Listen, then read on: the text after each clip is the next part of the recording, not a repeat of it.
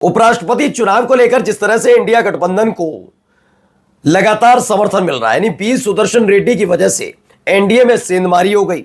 उनकी प्रमुख बैसाखियां, जो मजबूत बैसाखियां हैं, वो अब उनसे दूर जा रही हैं। इन सब के बीच एक और बड़ा ऐलान हुआ है। खबर सिर्फ अब बी सुदर्शन रेड्डी तक सीमित नहीं रही है, बी सुदर्शन रेड्डी से आगे की है। खबर यह निकल कर आई है कि एनडीए के कई ऐसे साथी हैं जो अब साथ छोड़ने के लिए न केवल तैयार है, बल्कि कांग्रेस से डील भी हो गई, जिसका ऐलान अब कर भी दिया गया है। यानी अगले साल के फरवरी के महीने तक यह सरकार रहेगी, ऐसा ऐलान मंच से किया गया, जिसमें बताया गया साफ तौर पर कि जो आप देख रहे हैं तस्वीर, वो बेचैनी की तस्वीर है। और इसी बेचैनी ने हालात ये पैदा कर दिए कि कभी अमित शाह को मीटिंग बुलानी पड़ती है, तो कभी नरेंद्र मोदी अपने एनडीए के तमाम सांसदों से कहते हैं एक बार खाने पर तो आइए। आखिरकार ये क्यों किया जा रहा है, इसका पूरा का पूरा खाका खोलकर आ गया है। नमस्कार, मैं हूं प्रज्वल गौतम। उपराष्ट्रपति पद का चुनाव जो पहले से ही गले की फांस बना हुआ है मोदी सरकार के लिए, खास तौर पर अमित शाह के लिए बहुत बड़ा, क्योंकि अमित शाह की साख इसमें सीधे सीधे दांव पर थी। प्रधानमंत्री नरेंद्र मोदी 17 सितंबर के बाद रहेंगे नहीं रहेंगे, ये तो आने वाला वक्त बताएगा। लेकिन यह भी स्पष्ट है कि पिछले एक महीने से ज्यादातर बड़े मुद्दों की कमान अमित शाह को ही नरेंद्र मोदी साहब ने थमाई, खुद आगे बढ़कर कभी नहीं आए। और अब देखिए हालत क्या है। एक बड़ा ऐलान हुआ है, दरअसल कार्यक्रम चल रहा था, कार्यक्रम में अचानक से इसके बारे में जिक्र किया गया, और जिक्र के साथ साथ उसका पूरा डेटा भी आज आपको मैं दिखाने जा रहा हूं। पहले ये बयान सुनिए। ये डबल इंजन की सरकार 6 महीने के बाद नहीं रहेगी। तो मल्लिकार्जुन खड़गे पटना में बोल रहे थे।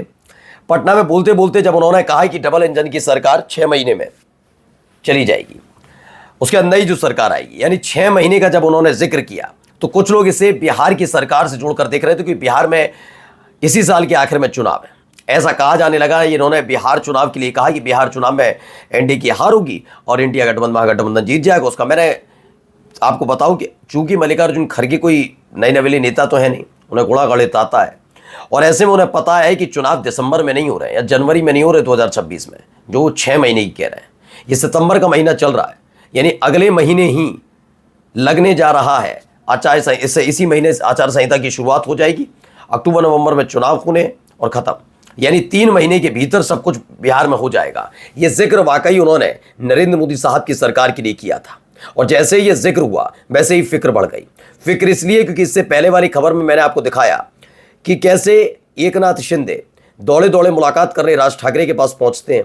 राज ठाकरे थोड़े ही दिन पहले उद्धव ठाकरे से मुलाकात करके चुके थे, यानी महाराष्ट्र की वो पार्टियां, वो नेता जो अलग थलग पड़ गए, एक दूसरे से अलग हो गए, पार्टियां टूट गई, जिसकी बदौलत भारतीय जनता पार्टी महाराष्ट्र की सत्ता में आ गई। अब वही पार्टियां एकजुट होने जा रही हैं, उन्हें कोई लेना देना बीजेपी से नहीं है। एकनाथ शिंदे इस बात को अच्छे से समझ गए कि जब सत्ता में वापसी की जरूरत थी, तो उनकी अपने गुरु यानी बाला साहब ठाकरे की पार्टी को तोड़वाया गया, और जब सत्ता की पूर्ति पूरी हुई और उसके बाद विधानसभा चुनाव हुए, मुख्यमंत्री को उप मुख्यमंत्री बना दिया गया। ये ऐसे ही नहीं हुआ। एकनाथ शिंदे इस बात को लेकर खासे नाराज है, अभी तक इस बात से नाराज है कि जब चुनाव ही मेरे चेहरे पर लड़ा गया तो ऐसा क्यों किया। इसके बाद भी कई जगह ये देखने को मिला उनकी पार्टी टूटी, और उनकी पार्टी के जो सदस्य थे वो टूटकर कहीं और नहीं बीजेपी में जा रहे थे। एकनाथ शिंदे समझ गए कि पहले तो शिवसेना मुझसे तोड़वाई, और उसके बाद मेरे ही शिवसेना के कार्यकर्ताओं को अपने साथ लेकर मेरी पार्टी को कमजोर किया जा रहा है। इसीलिए अभी थोड़ी दिन पहले 20 दिन पहले ही मुलाकात राज ठाकरे की और उद्धव ठाकरे की हुई थी। इस मुलाकात ने पहले से ही बेचैन किया था बीजेपी को कि अगर ये दोनों ठाकरे भाई एक साथ आए तो मुंबई और मुंबई के आसपास की सीटों पर बीजेपी का प्रभाव कम पड़ जाएगा। क्योंकि जब जब बात की जाती है राष्ट्रवाद की, जब जब बात की जाती है इनके एजेंडे की, हिंदुत्व की, तो उनसे बेहतर तरीके से ये हिंदुत्व की बात करते हैं, और बाला साहब ठाकरे की विरासत है। इसलिए बीजेपी बहुत कमजोर नजर आती है। जब तक ये राज ठाकरे और उद्धव ठाकरे अलग रहे तब तक बीजेपी ने बड़ा आनंद लिया है, और जब उद्धव ठाकरे की पार्टी को एकनाथ शिंदे ने तोड़ा तो और ज्यादा आनंद ले रहे थे। लेकिन खबर यह है कि राज ठाकरे और उद्धव ठाकरे तो मिल ही रहे, साथ साथ एकनाथ शिंदे भी अब उद्धव ठाकरे के साथ आ रहे हैं। शिवसेना एकजुट होने जा रही है, जिसने बीजेपी की टेंशन बढ़ाई है। अब इसे जरा आंकड़ों से भी समझेंगे तो समझाऊंगा। अब दूसरा नाम मैं बताना जा रहा हूं क्यों ये बात कही गई। दरअसल बी सुदर्शन रेड्डी के जरिए एक बात तो क्लियर हो गई कि एनडीए में अब टीडीपी ज्यादा दिन रहना नहीं चाहती। जब से ये चर्चाएं चली है कि आरएसएस चाहता है कि 17 सितंबर को नरेंद्र मोदी साहब प्रधानमंत्री पद छोड़ दें, उसके बाद से ही चंद्रबाबू नायडू लगातार अपने तेवर दिखा रहे हैं। बी सुदर्शन रेड्डी का जहां नामांकन हुआ तो पूरा इंडिया गठबंधन एक साथ था, लेकिन आपने एक चीज शायद गौर नहीं की होगी कि सीपी राधाकृष्णन का जब नामांकन हुआ तो टीडीपी का एक भी सांसद वहां नहीं पहुंचा था, ऐसा दावा था।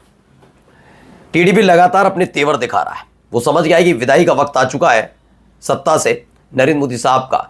ऐसे में वो नए संभावनाओं को तलाशने में लगा। बी सुदर्शन रेड्डी के जरिए पहले उसने अपने मनपसंद व्यक्ति को उपराष्ट्रपति पद के लिए प्रत्याशी बनवाया और उनके लिए वोटों की व्यवस्था की जा रही है।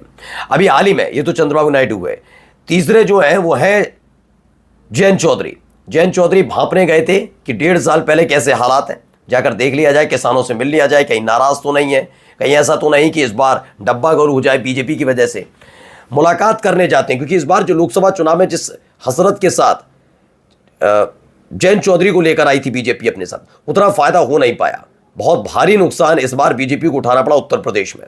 जयंत चौधरी भी वो कमाल नहीं दिखा पाए, उन्हें लगा बीजेपी की बदौलत उनका फायदा होगा, बीजेपी को लगा जयंत चौधरी की बदौलत मेरा, लेकिन जाट मतदाताओं ने खुद ही सिरे से खारिज कर दिया। अब हालत यह है कि जयंत चौधरी किसानों के बीच जाते हैं, सवाल पूछते हैं, लेकिन उस सवालों का जवाब सही तरीके से मिल नहीं पाता। कहते हैं कि जो फैसला आप करेंगे वो ठीक। अब आइए अगला नाम लेता हूं मैं, कुछ नाम है गिनाता जा रहा हूं, इसीलिए पहले आप देखते चलिए। अगला नाम आता है चिराग पासवान का, जो मोदी के हनुमान कहे जाते हैं, रामविलास पासवान के बेटे। चिराग पासवान लंबे समय से, मैं ये नहीं कह रहा कि वो मोदी के फैन नहीं थे या हैं, ऐसा नहीं है, नरेंद्र मोदी साहब के फैन है वो। दरअसल 2014 में उन्होंने हाल ही में खुलासा किया था कि उनके पिता यानी रामविलास पासवान नहीं चाहते थे कि बीजेपी के साथ गठबंधन किया जाए, लेकिन खुद चिराग पासवान के कहने पर ही ये गठबंधन हुआ था। यानी यूपीए छोड़कर जो एनडीए में आए थे वो चिराग पासवान की बदौलत ही था। दरअसल रामविलास पासवान वो नेता थे जिन्होंने गोधरा कांड के बाद पहली दफा पहले नेता वो है एनडीए के जिन्होंने अटल बिहारी वाजपेयी की सरकार से इस्तीफा दे दिया था गोधरा कांड के बाद, और गंभीर आरोप नरेंद्र मोदी पर लगाए थे।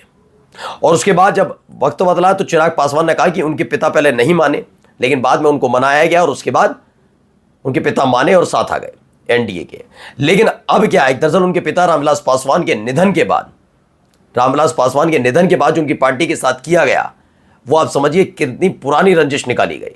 दरअसल गोधरा कांड के बाद रामविलास पासवान ने इस्तीफा दिया था और ये बात भूले नहीं मोदी शाह। इसीलिए जब उनके पिता यानी रामविलास पासवान का निधन हुआ, तब से ही पहले उनकी पार्टी को निशाना बनाया जिसके उनके बेटे का पॉलिटिकल करियर खत्म किया जाए। ये बात चिराग पासवान समझते हैं। इसीलिए जब ऐसा दौर चल रहा है, उपराष्ट्रपति पद के चुनावों को लेकर तमाम चीजें चल रही हैं, छटपटाहट है कि सरकार रहेगी बचेगी, इन सब के बीच 4 तारीख को एक बड़ी सभा, बड़ी मीटिंग करने जा रहे हैं खुद चिराग पासवान। क्या वो समर्थन वापस लेने जा रहे हैं, क्या करने जा रहे हैं, वो पता लग जाएगा। अब पूरा का पूरा डेटा देखते चलिए। इस समय 293 सांसदों का समर्थन प्राप्त है, ये आंकड़ा मैं इसलिए दिखा रहा हूं। 293 सांसद हैं इस समय एनडीए सरकार में, मोदी सरकार में, जिसमें से अकेले 240 सांसद बीजेपी के हैं, वहां पर भी बागी हैं बहुत। अगर 16 टीडीपी के हटते हैं और टीडीपी की वजह से जनसेना जो पवन कल्याण की पार्टी है वो भी साथ रहेगी, यानी जो 2 जनसेना के हैं, शिवसेना शिंदे, जिस तरह के हालात हैं, साथ उनके सांसद जाने के लिए तैयार है। आरएलडी के 2 सांसद जयंत चौधरी, जनता दल यूनाइटेड भी खुश नजर नहीं आ रही, उस मौका चाहिए, जैसी अल्पमत में आएगी सरकार पहली फुर्सत में छोड़ेगी 12, और एलजेपी रामविलास यानी चिराग पासवान की पार्टी के 5, यानी कुल मिलाकर एनडीए के पास 249 सांसद रह जाएंगे। यानी अल्पमत की सरकार क्या सरकार में रह पाएगी? नमस्कार।